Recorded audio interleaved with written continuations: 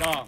그런데 이 윤석열이라는 계엄을 일으킨 대통령이 사라진 자리에 그 자리를 메울 대통령이라면은 적어도 우리 국민들의 기대치에 부응하는 그런 사람이 되어야 됩니다. 맞습니까? 그런데 요즘 제가 선거를 치르면서 TV 토론도 하고 제 옆에 서 있는 다른 후보들과 이야기 나눠보면은 답답함을 좀 느낍니다. 부정선거를 외치면서 계엄을 일으켰던 한심한 윤석열 대통령이 사라지고 난 자리에 어제 제가 TV 토론에서 이재명 후보에게 물었습니다. 2017년 이때쯤 왜 그렇게 부정선거를 외치면서 음모론을 펼쳤느냐 얘기했더니 그 자리에서 이재명 후보가 새빨간 거짓말을 했습니다. 국정원 댓글이 어쩌고 저쩌고 해서 부정선거를 의심한 거지 나는 투개표 과정에 대해 가지고 부정선거를 의심한 것이 아니다 라는 식의 이야기를 20% 가까운 시청률이 나오는 TV 토론 자리에서 국민들에게 이야기했습니다. 어떻게 증거가 명명백백한데 앞에서 국민들께 거짓말을 할 수 있단 말입니까? 망상병자 윤석열 대통령이 간 자리에는 거짓말쟁이는 안 됩니다. 그렇지 않습니까?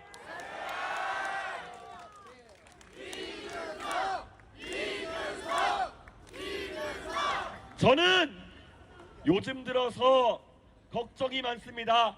윤석열 대통령이 지난 6개월 동안 계엄, 소위 내란이라고 하는 것으로 대한민국을 혼란에 빠뜨렸는데 그 자리를 메우기 위해서 희대의 포퓰리스트 이재명 후보가 만약에 집권하게 되면은 그것은 또 어떤 생각일까? 45년 전에 5.17, 5.18 계엄이 있었을 때 그때 대한민국이 마지막으로 경험했던 그 비상계엄이라는 황당한 사태 속에서 국민 여러분 45년 만에 그것을 겪은 트라우마를 우리는 6개월 동안 치유하고 있었습니다. 그런데 여기에 계신 많은 분들 알 겁니다. 우리에게는 내란과 계엄의 트라우마 외에도 다시는 겪고 싶지 않은 추억들이 있습니다. 1990년대 중반 우리가 국민소득 10,000불을 넘었다. 우리도 이제 곧 선진국이 된다. 그래서 그 당시에 흥청망청 빚내서 쓰고 그러다가 90년대 후반 우리가 맞아들였던 비극이 있습니다. IMF를 겪었습니다. IMF가 무엇입니까? 결국 흥청망청 쓰다가 우리 원화의 가치가 하락하고 국제적인 신인도가 떨어지면서 구제금융을 받아야 되는 상황이 왔던 것입니다. 이재명 후보가 이야기하는 돈을 풀어서 바퀴를 돌리면 무한동력처럼 경제가 돈다는 이런 호텔 경제학 같은 말도 안 되는 이론이 대한민국의 경제 이념이 되면은 결과는 뻔한 것 아니겠습니까? 제2의 IMF 환란이 일어날 수 있습니다. 여러분, 내란을 극복하고 나서 환란을 불러일으킬 후보를 대통령을 뽑는다는 것은 말이 안 되지 않습니까? TV 토론하는 스튜디오에 가보면은 여러분이 방송을 통해 보시는 것보다 더 허탈합니다.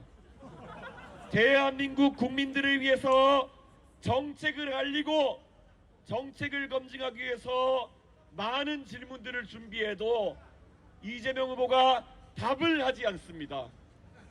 재원 마련을 어떻게 할 것이냐 물어봐도 답이 없습니다. 저한테 가르치려고 듭니다. 훈계하려고 듭니다.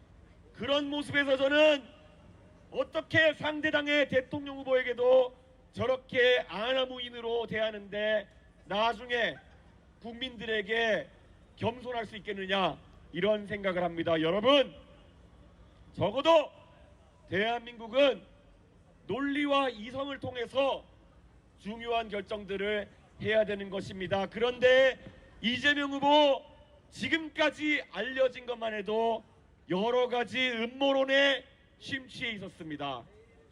부정선거론은 물론이요, 천안함이 북한의 소행이라는 것을 이재명 후보는 믿지 않는 것 같습니다. 나중에 입장을 번복했다고는 하지만 천안함에 관련해 가지고 다른 이야기를 하는 사람들의 글을 인터넷에 SNS에 게시하기도 했습니다. 여러분, 적어도 대한민국에서 왼쪽 생각을 가진 사람, 오른쪽 생각을 가진 사람이 있을 수 있습니다. 그들이 말하는 것 중에 언젠가는 왼쪽이 맞을 것이고 언젠가는 오른쪽이 맞을 것입니다. 하지만 적어도 항상 틀리고 우리가 배척해야 되는 것은 논리적으로 말이 안 되는 음모론입니다. 동의하십니까?